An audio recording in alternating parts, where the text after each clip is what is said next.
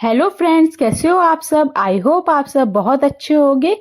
तो आज मैं बनाने जा रही हूँ अंकल चिप्स। इस तरह के करारे से चिप्स अगर आपको मार्केट से ना लेने पड़े और घर पर ही बहुत ही कम इंग्रेडिएंट्स में बन जाते हैं तो क्या मज़ा आ जाता है ना।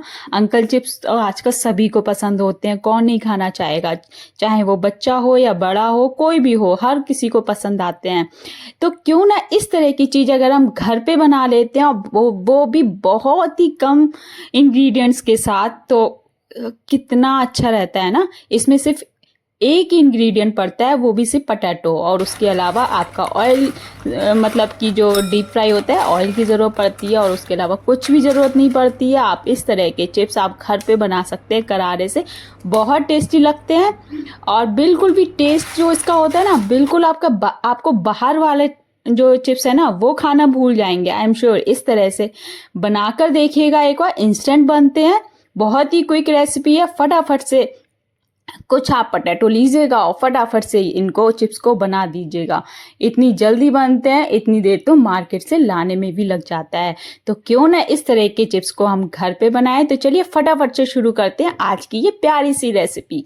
यहाँ पर मैंने ये 4 पोटैटो लिए हैं। आपको जितने ज़्यादा चिप्स बनाने हैं उस तरीके से आप चिप्स को लीजिएगा। अब मैं इनका ऊपर का छिलका निकाल दूंगी इस तरह से, और सभी पोटैटो को पूरा सा क्लीन कर लूंगी। अब मैंने एक पानी लिया है। अब स्लाइसर की हेल्प से इनकी जो पोटैटोज है ना उनकी स्लाइस बनाऊंगी। ये देखिएगा इस तरीके से फटाफट से आप स्लाइस बना लीजिएगा। इसमें क्या होता है, दोनों तरफ से जो हमारा जो स्लाइसर होता है ना, इसमें दोनों तरफ से आप देख सकते हैं। आपको जिस तरफ से भी उसकी शेप अच्छी लगती है आप उस तरफ से कर सकते हैं, ये देखिएगा। बट याद रखिएगा जो भी हम स्लाइसर यूज़ करते हैं ना, वो पानी में इस तरीके से पोटैटो को डालिएगा। आप इस तरह से जो पील करने वाला होता है ना, नाइफ का जो वो होता है, वो भी यूज़ कर सकते हैं। ये देखिएगा सारे जो पोटैटोज हैं उनकी स्लाइस, ये देखिए कितने प्यारे बने हैं, बनकर रेडी हो गई हैं। उनको कुछ देर के लिए पानी में डाल देते हैं। अब मैंने एक पैन लिया है, उसमें पानी को बॉईल करने के लिए रख दिया है, और पानी को बॉयल हो रहा है। और मैं यहाँ पर जो पोटैटोज की स्लाइसेस हैं उनको यहाँ पर डिप कर दूंगी। सिर्फ आपको बहुत ज़्यादा टाइम नहीं देना है, इसमें सिर्फ 1.5 से 2 मिनट ही देना है, क्योंकि अदरवाइज आलू जो है ना बहुत ही वैसे ही बहुत पतला है, अदरवाइज गल जाएगा। तो ध्यान रखिएगा 1.5 से 2 मिनट से ज़्यादा मत दीजिएगा इसमें। ये देखिएगा इस तरीके से हमारे 1.5 से 2 मिनट ऑलमोस्ट हो गए हैं डन। अब मैं इनको सभी पोटैटोज को पहले तो ऊपर नीचे करके उनको सब तरफ से, इसको मतलब कि जो बॉयल है ना वो सब तरफ से होना चाहिए। तो इस स्टेप से क्या होता है ना, आपके जो चिप्स बनते हैं और भी ज़्यादा क्रिस्पी बनते हैं। तो अब मैं फटाफट से इनको एक अलग ही जो हमारा बर्तन है उसमें ट्रांसफ़र कर लूँगी, और फिर मैं इनको थोड़ी देर के लिए, आपको हार्डली 15 से 20 मिनट के लिए इनको या तो आप पंखे के नीचे रख सकते हैं, और अगर आप चाहते हैं तो 10 मिनट के लिए आप धूप में भी रख सकते हैं। तो देखिएगा ये हमारे जो चिप्स है ऑलमोस्ट डन हो गए हैं। इनको मतलब कि जो ये जो चिप्स है ना वो करीब 60% तक हमारे पक जाना चाहिए, ये देखिएगा।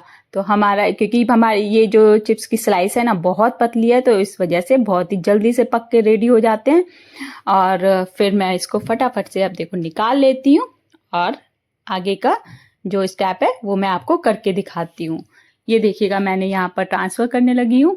इस तरीके से आप एक सीप की हेल्प से या स्ट्रेनर की हेल्प से इसका जो एक्स्ट्रा वाटर है उसको निकाल सकते हैं, जिससे कि इसमें बिल्कुल भी पानी नहीं रहना चाहिए। और ये देखिएगा इस तरीके से सारे जो चिप्स हैं आप जितने चाहें उतनी क्वांटिटी में बना सकते हैं। मुझे आपको दिखाना था तो मैंने थोड़ा सा चिप्स को ही बनाया है, अदरवाइज मैं इस तरीके के चिप्स घर पर वंस इन अ मंथ बनाती ही रहती हूँ।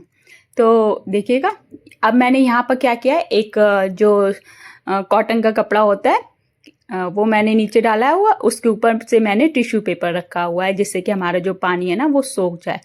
तो हर जो पोटैटो है ना उसकी हर स्लाइस को इस तरीके से आप फैला दीजिएगा।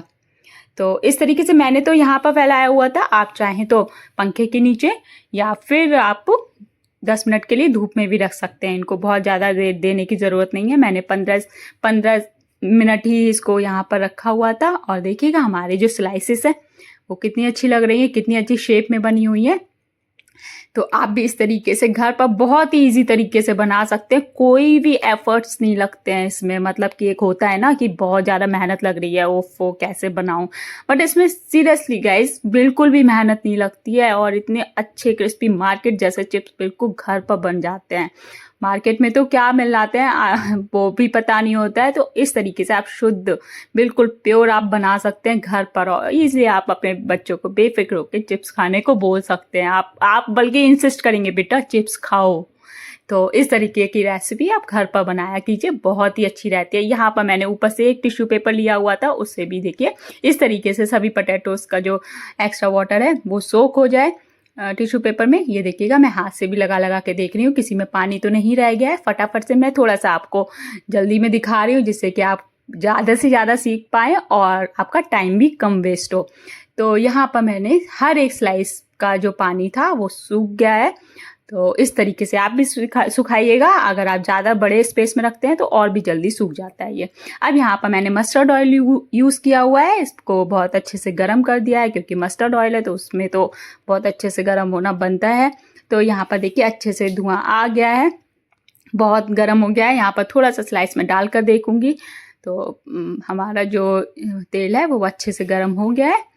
और देखिएगा अब मैं इसमें जो हमारे जो चिप्स हैं उनकी स्लाइसिस को, सारे स्लाइसिस को आप धीरे धीरे करके इसमें डाल दीजिएगा।